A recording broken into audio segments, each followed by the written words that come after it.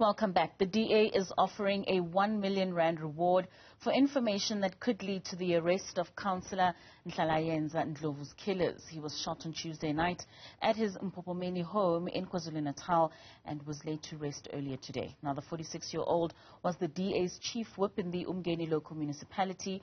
Meanwhile, KwaZulu-Natal DA leader Francois Rodgers believes that Ndlovu's murder was politically motivated. Mr. Rodgers joins us now for an in-depth conversation. Mr. Rodgers, thank you so much for joining us this evening. It certainly is appreciated. Now, targeted murders in South Africa aren't always politically motivated. What makes the DA believe that this particular murder is politically motivated? Good evening, and good evening to your viewers. Well, look, obviously at this stage, there's no information coming through from SAPS. So the information that I have is the information that I can gather on the ground. And one of the tasks that was happening in Nhlalayenza's ward, or just adjoining his ward, was the disconnection of illegal electricity connections in an area in Gonyama Trust where there's some really large houses, sort of multi-million rand houses, where those folk have just gone in and put their own electricity infrastructure in, their substations, and then they've just illegally connected.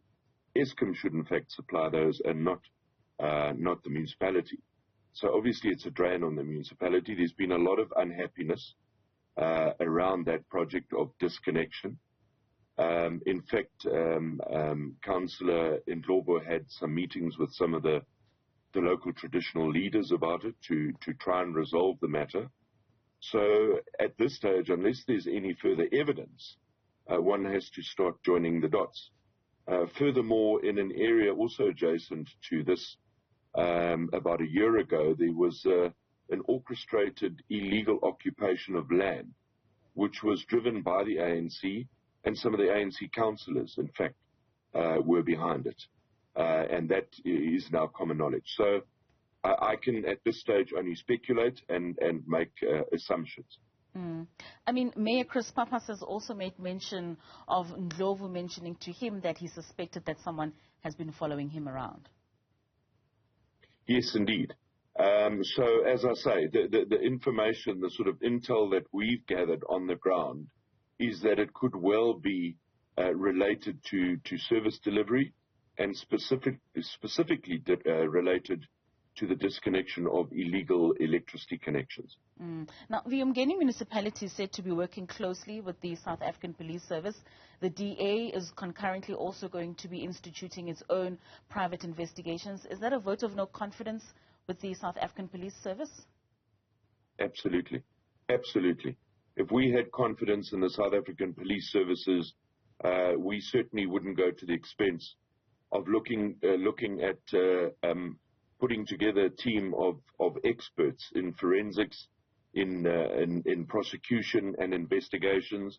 And, some of these people are from as far afield as the UK and the United States of America.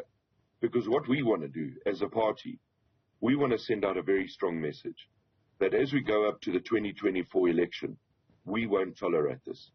And if SAPS want to be asleep at the wheel, that's fine. We will take over their role, their responsibility, and we'll make sure that those who took the life of Nhlalayenza are brought to book. It's as simple as that. Otherwise, these political killings and crime in general just becomes a persistent problem. The DA has also put blame on the ANC with this particular killing. Why is that so? No, I don't think we put the blame on the ANC. What we did said part of the problem, in fact, I mentioned it at the funeral today, part of the problem we have is the ANC. And it is the fact that our police services have literally come to a grinding halt, have no forensic detectives anymore. None of the normal functioning SAPS systems are working. In fact, on the night that Nhlalayenza was murdered, he lives in Mpopomeni. The Mpopomeni police station didn't even answer their telephone. We had to get hold of the police station in Howick to be able to dispatch a vehicle. So, if they can't even answer the telephone, they're certainly not going to solve a crime. And we can think back to the likes of the AKA investigation, Senzo Meyiwe, the list is on, the journalist that was killed in Umlazi. I think his name was Mabata. Excuse me if I've got his name wrong. But the list is just endless. And has there been any reaction towards the DA, either from the KZN Premier's office or from the Department of the Policing Service? Well, look, I can't speak on behalf of the Mayor of Umgeni. I have received nothing from the Premier. I have received nothing from SAPS. I would have at least expected, we serve in the same legislature. We might be from different political parties. I would have at least expected some communication from the Premier or an ANC official.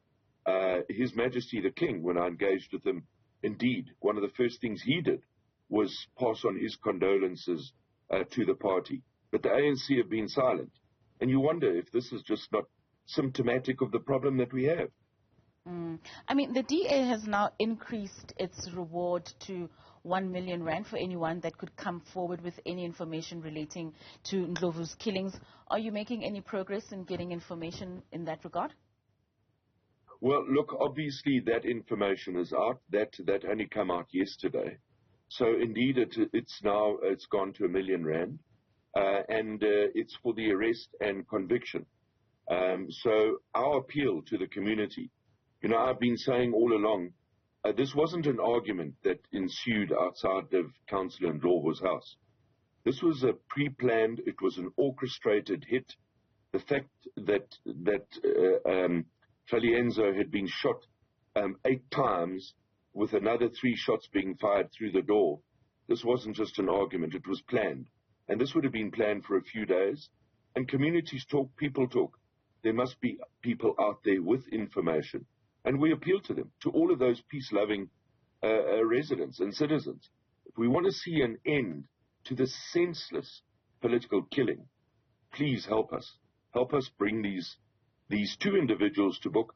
And let me tell you, we know these particular hits. There's a mastermind behind it, and that's where we need to focus our attention as well. All right, Mr. Rodgers, thank you so much for your time. We certainly do hope that the perpetrators of this murder will be brought to book as soon as possible.